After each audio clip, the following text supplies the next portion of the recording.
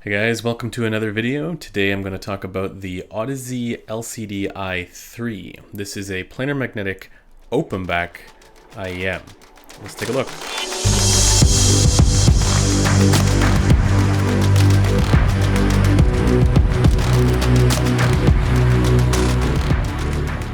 This video is made possible by the folks over at headphones.com. You can check out my written comments over there in the community section, and you can see what everybody else is saying about this IEM as well. So to start off with, let's talk about the concept a little bit of wearing open back IEMs. I get that this is a planar magnetic as well, so it's super unique, but the fact that it's open back already puts it in an entirely different category, and in some ways it makes absolutely no sense. I wear IEMs because I need to be in environments where I can't wear an over-ear open-back headphone, or even a closed-back headphone just is less appropriate. Like, for example, on the bus or on a train. Yeah, I get that there's people who wear over-ears in those environments too, but it is a little bit more cumbersome. So already some of the practical application of IEMs over-ear headphones is removed entirely, to the point where you have to ask yourself, why wouldn't I just buy an over-ear? And that question is still something that I'm trying to figure out with this IEM. To answer the question of how well does this seal, if you're in a quiet office environment, your coworker or neighbor is likely to hear it. However, it's not on the same level as if you were wearing an over-ear open-back headphone. In fact, the bigger issue is that while not a lot of sound escapes, unfortunately, it doesn't seal anything. You hear the world around you.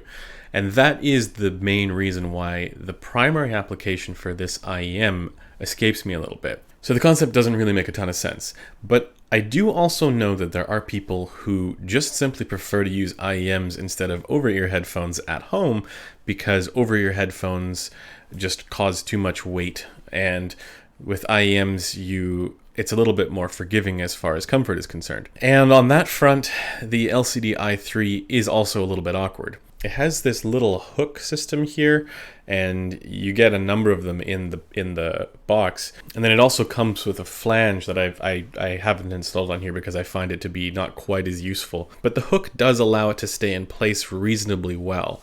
And once you figure that out and the positioning of that, it is reasonably comfortable, but still not quite as nice as some of the Campfire stuff. You also get a ton of tips that come with it. Unfortunately, the nozzle size is also a little bit large, and that actually presents a real problem for measuring it.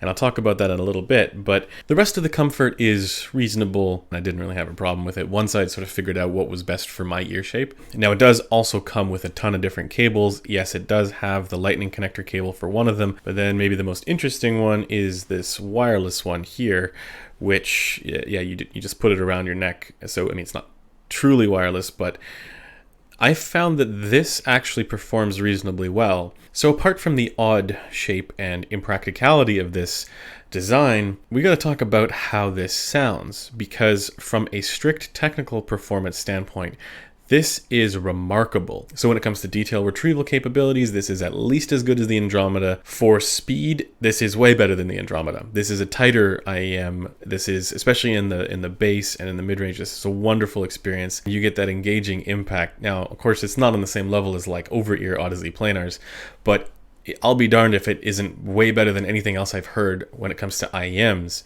in that regard. For soundstage, again, it's spectacular. The one area where the Campfire IEMs do still beat this is in the channel matching. This doesn't have the best channel matching out there. But it is also a planar, so that is a little bit more difficult to do from what I understand. It's not terrible, but it could be better. And it could also be the case that other units out there are better than this one. Because again, planars, there's a tendency for unit-to-unit variation to take place, so keep that in mind. Now, when it comes to the tonality, this is where this IEM is not that great. I found that this is almost impossible to measure on the Mini DSP Ears rig. The nozzle here, without the tips, is very thick. It's very fat. So when you're trying to use this with the Mini DSP Ears rig, what happens is that the tip that you use will actually have the nozzle protrude past it when you're inserting into the rig. And every time that you try and measure it, when that happens, you get a completely different result. Sometimes it looks like the treble is like a Beyer dynamic, and sometimes it looks like it's the Ether 2. It's totally all over the place. And when you put it in your ears, that doesn't happen.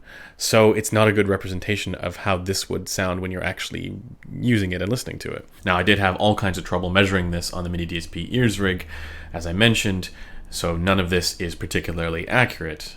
But for all the variation that I experienced when trying to measure this, the one thing I did want to show you guys is the difference between the default 3.5mm tuning and that of the Cypher DSP from the Bluetooth module. Unfortunately, there is no Android digital cable, so if you guys have Android devices, you will have to use either the Bluetooth module or you'll have to use the 3.5mm connector if you have like a V30 or something like that, and then find an app to do your EQ. Personally, I don't have an Apple device, so I'm using either the Bluetooth module or the 3.5mm connector. And speaking of EQ, this does respond really well to EQ. It's one of the benefits of going with the Planar Tech in here. So you can see the Bluetooth module measures considerably warmer, and it sounds like that as well, with a little bit more of a bass emphasis. And the 3.5mm connection measures quite a bit brighter, almost similar to a Beyer dynamic. With the 3.5mm connector, I didn't actually find this peak here to be quite as obnoxious as it is on the DT1990 Pro. It's not actually as sibilant, but it is still quite zingy when you're just using the default tuning there. When I was doing my own EQ and not relying on Audeze EQ, I found that this was actually easier for me to EQ than the other one, because with the Bluetooth module I couldn't be as precise. But nonetheless, I don't think you need to EQ this one quite as dramatically. And again, while none of this is accurate, these two anomalies did exist in just about every one of my measurements. This causes a little bit of a hollowness for certain instruments. Certain tracks, again, it has a similar issue for tonal balance that some of the higher end over-ear Audezes have, where the tonal focus is withdrawn a little bit in favor of the splashy, sizzly air quality. But on the whole, it's not actually as dramatic, and it's certainly not the case with the Cypher Bluetooth module. It's a lot more balanced for this one, even though it does have that same 5K hertz drop. And again, the 5K hertz drop here, I've seen this in other IEMs and other headphones, and so it's likely to be just a function of the measurement rig, because it doesn't sound as extreme when you're actually listening to it. So on the whole, I actually think that, this is not the perfect tuning, but given that you now have all of the tools in the world with this IEM to adjust the sound, I mean, it's got multiple cables where you have a different tuning option available, and then on top of that you can also EQ this yourself, especially given the apps that are available for the phone. It makes it so that you have an IEM that has all of the extension capabilities you could ever want, and then you just need to decide how you want it to sound. Now, I know a lot of folks are against EQing anything, but with this IEM it's sort of built into the concept. So you're already getting, unless you're using the 3.5mm connector exclusively, you're already getting a DSP in the cable, and it's one that improves the sound. So for this IEM, there really isn't a designer choice made for getting it to sound the way that it is. It's really just hey, here's what we can do with this tech, and here's a DSP that makes it sound a little bit more in line with the way that we think things should sound. And on the whole, this is not an approach that I entirely dislike. I think there's really good reasons to explore this kind of thing, so that gets a thumbs up from me. In most cases with IEMs, I wouldn't want to EQ them, because I'd be in a situation where I just want to put them on and go somewhere and not have to worry about that kind of stuff or even think about that kind of stuff. But then realizing that with this IEM, because it's an open back, you wouldn't be doing that anyways. You're generally going to be in environments where it is possible to EQ this when you're listening to it. And so for that reason, I don't mind that it has that tonality flaw quite so much, and for me it really wasn't that hard to do. Now, the other planar magnetic IEM that I've reviewed is the RHA CL2 planar that comes in at around a similar price, and the Audeze LCDI 3 kicks the crap out of that IEM. It's not close. And the advantage of that one, of course, is that it's a closed back, which makes so much more sense. And interestingly enough, the biggest flaw with the CL2 was that between 3 and 5K, it was elevated like crazy. There was a massive peak there it sounded horrible. With the LCD i3, there's a recession in that same place. And so I wonder if, from just a strict design perspective, when you open it up, you gain the ability to not have that sharpness or shrillness be a problem in the lower treble. However, maybe they went a little bit overboard with the LCD i3, and then you end up with this recession. So I wonder if there's a middle ground in that particular frequency response range. But nonetheless, this is a way better purchase. Don't even look at that one if you're considering a planar and you're okay with the environment that this would require you to be in. Other than that, most of the Campfire line, this beats up on handily. And in fact, it does so at a lower price than the Andromeda. So in my mind, this is actually a benchmark IEM with some EQ, of course. Without EQ, I would still take the Campfire Andromeda. Now, the Campfire Vega is a bass and treble emphasized IEM that this actually has a better, more linear tonality than. It's just that in the treble, this does have a tendency to be a little bit on the sharp side. But again, this doesn't have any sibilance, and the Vega, unfortunately, does have a little bit of sibilance.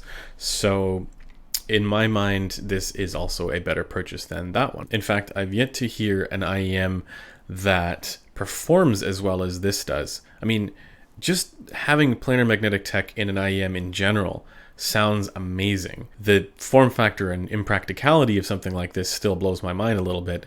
And so again, for me, when it comes to an IEM purchase, this really is not my thing. But for some people who are looking for something to just listen to at home, or they have an office where they can close the door, this is way better than just about everything else you could buy at $900. And really, it comes down to whether or not the impracticality of an open back IEM is a deal breaker for you. And I still can't wrap my head around that, because I think for the majority of us, it would be. And so to conclude, is this worth it? Yes, it is worth it if you are that person who doesn't mind the impracticality, if you are that person who is okay with EQing this, if you're using this in an office environment or at home and not on the go, this is definitely worth it. Just keep in mind that it does require a little bit of EQ, and you won't be using this on the bus all that regularly. So that does it for this review. Thanks for taking the time to watch it, and I'll see you guys in the next one.